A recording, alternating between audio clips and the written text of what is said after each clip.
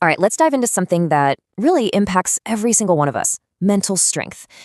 What are those key habits that separate people who bounce back from tough times from those who kind of get stuck? Let's figure it out.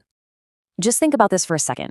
It's so true, right? So much of what happens in our lives is just completely out of our control.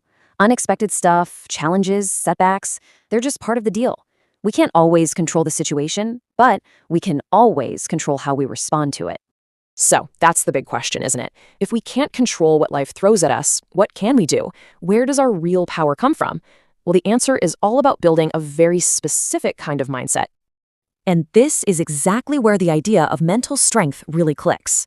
Look, it's not about having some perfect, pain-free life. It's definitely not about being immune to hardship. It is 100% about how you choose to respond when life gets tough. So what are we really talking about when we say mental strength? To put it simply, it's that ability to be mentally resilient, to handle yourself and keep your cool in pretty much every kind of situation, good or bad. It's a skill you build on the inside, not something that depends on the outside world. Okay, let's get into the first major habit, and this one is all about your perspective. It involves this really crucial shift in how you look at difficult, unexpected things. It's about moving away from feeling like a victim and towards becoming a learner. Just look at the difference here. It's night and day. When something goes wrong, one person might ask, why did this happen to me? It's a question that just leads to feeling powerless.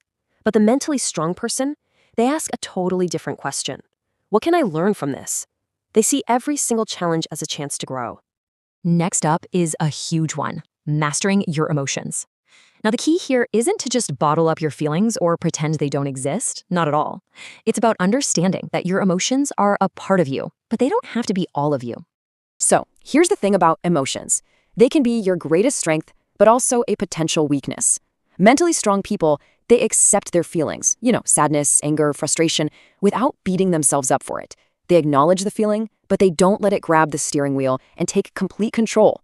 They give themselves the time they need to feel it and to heal, but they are always determined to keep moving forward. This brings us to a really powerful way to think about making progress. Just think about it. The needle on a clock, it never, ever stops. It's always in motion, always pushing ahead.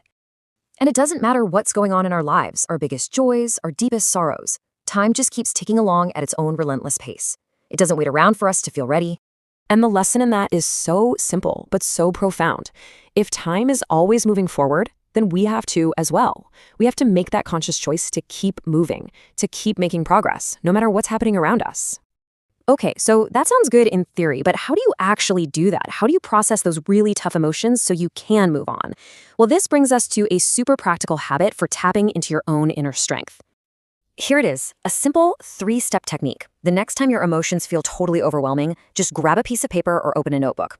Step 2, write down everything you're feeling. Don't edit, don't censor it, just let it all pour out onto the page. And the result? You'll feel lighter, almost like a weight has been lifted. It's such a powerful way to process your emotions without letting them completely consume you. So we've talked about the what and the how, but what about the why? Why is it so important to build this kind of mental strength? Well, it's all about building your emotional defenses to help you navigate life. When you develop these habits, you're essentially creating a protective boundary for yourself. It gives you the clarity to see situations and people for what they really are without being clouded by overwhelming emotion. And this is crucial. It prevents other people from being able to take advantage of your feelings because you're the one in control. So, after going through all these habits, I want to leave you with this question. What is your greatest mental strength right now? And which one of these habits could you start focusing on to build even more resilience? It's something worth thinking about.